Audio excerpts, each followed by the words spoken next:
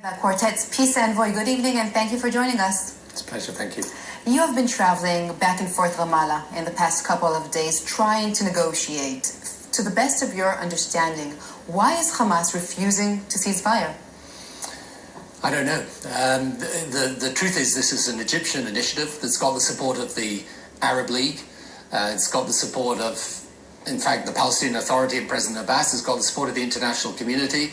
Just came off the phone with the UN Secretary General. He's supporting it. We're all supporting it. And, you know, the ceasefire that Egypt wants to see put in place will then allow the parties to come and to talk through the issues and then to put in place a long-term plan for Gaza that gives the Gazan people some hope for the future and gives Israel some security for the future. So there's no reason not to accept this proposal and every reason to accept it. So we're waiting for Hamas, but maybe this is the time to realize that we can't count on a terror group that, just as 2008 and 2012, this time again in a few months, Hamas will start launching rockets to Israel again. Why should the Israeli public today rely upon this agreement? Well, I think one of the things that's interesting, and maybe this is what's discomforting Hamas, is that this is an initiative put forward by President Sisi and the Egyptian government, the new Egyptian government.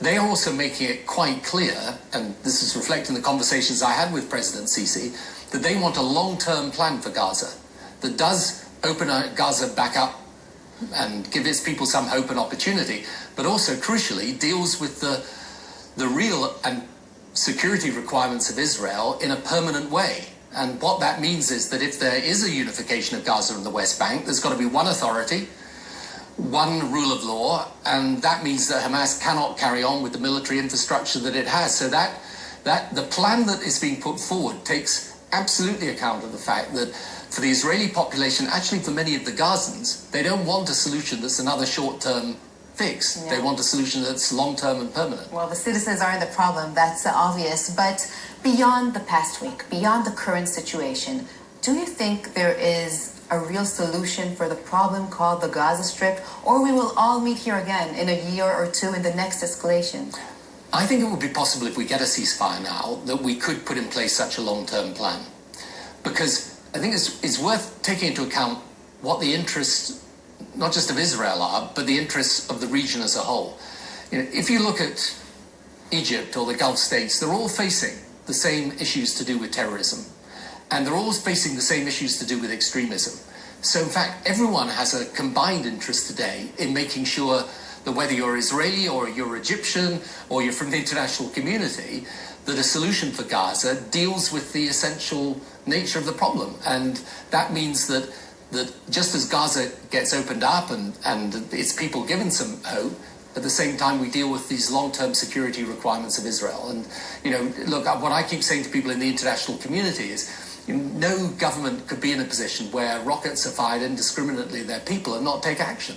And the tragedy is, of course, this is where the tragic loss of life in Gaza is that these rockets are fired from residential areas. They deliberately use areas where there are large numbers of people congregated, and so you end up with the innocent dying as well as the militants. And it's a tragedy for the people of Gaza.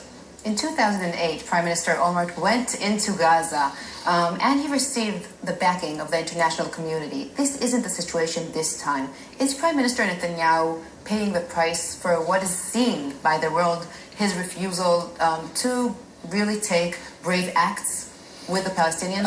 I don't think that's the issue right now. And I think, by the way, the international community was behind the ceasefire. Israel stopped. Today, Hamas haven't stopped. Now, if they don't stop, the situation will continue.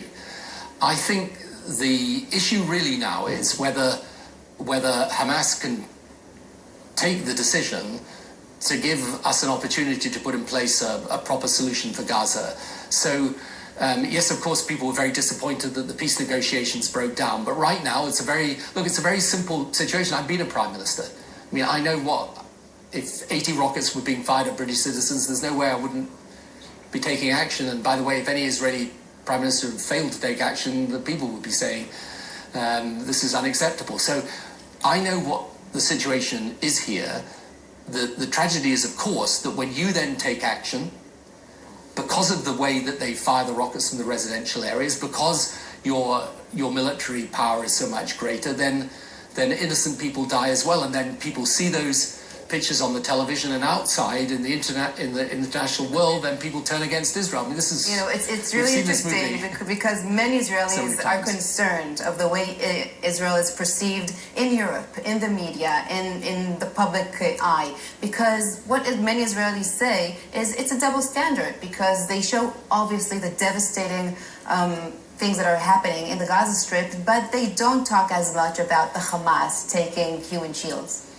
No, and also the fact that if Israel didn't have its defense system, the Iron Dome, and it didn't have evacuation procedures in place, then many Israeli citizens would die. I mean, so it's not a lack of intent on Hamas's part to kill Israelis that has saved the lives. It's the actions you're taking. Look, I try and explain this to people the whole time, but the reality is, and I think Hamas know this, the visual impact of what are the horrible and tragic loss of life on the Palestinian side, that makes the impact and carries emotions, perfectly understandably. However, that's why it was important for the Israeli government to accept this Egypt proposal, because I think the Israeli government was saying, right, we are prepared to stop and to sit down and find a way forward.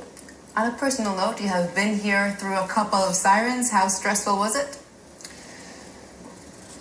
Look, it's more stressful, I think, for those Israelis that have to face this all the time, and I think it's particularly hard, especially if you've got young children. It's a very it's hard to explain, and it's hard to know how much to tell them and so on. And so I know I'm the least of the problems, but in respect of Gaza today, I don't believe anything works that is a short-term fix. You've got to put in place something that is a genuine long-term plan. We're all waiting for Hamas. Mr. Tony Blair, thank you once again for this interview.